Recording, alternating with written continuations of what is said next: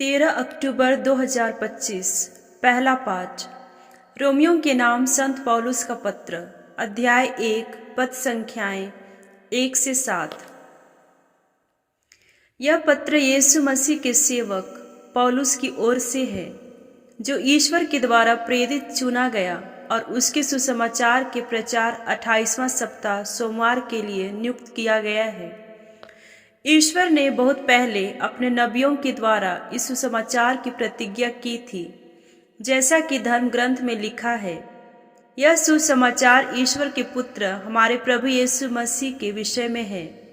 वह मनुष्य के रूप में दाऊद के वंश में उत्पन्न हुए और मृतकों में से जी उठने के कारण पवित्र आत्मा के द्वारा सामर्थ्य के साथ ईश्वर के पुत्र प्रमाणित हुए।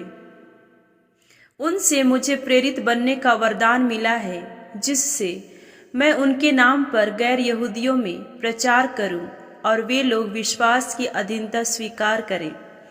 उनमें से आप लोग भी हैं जो यीशु मसीह के समुदाय के लिए चुने गए हैं।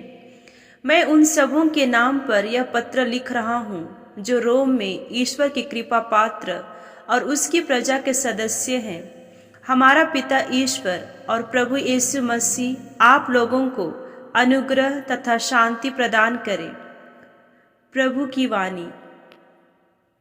संत लुकस के अनुसार पवित्र सुसमाचार, अध्याय 11, पद संख्याएं 29 से 32।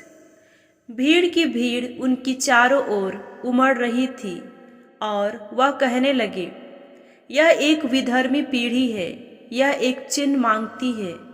परंतु नबी योनस के चिन्ह को छोड़ इसे और कोई चिन्ह नहीं दिया जाएगा। जिस प्रकार योनस निनवे निवासियों के लिए एक चिन्ह बन गया था, उसी प्रकार मानव पुत्र भी इस पीढ़ी के लिए एक चिन्ह बन गया है। न्याय के दिन दक्षिण की रानी इस पीढ़ी के लोगों के साथ जी उठेगी और इन्हें दोषी ठहराएगी, क्योंकि वह सुलेमान की प्रज्ञा सुनने के लिए पृथ्वी के सीमांतों से आई थी, और देखो, यहाँ वह है जो सुलेमान से भी महान है।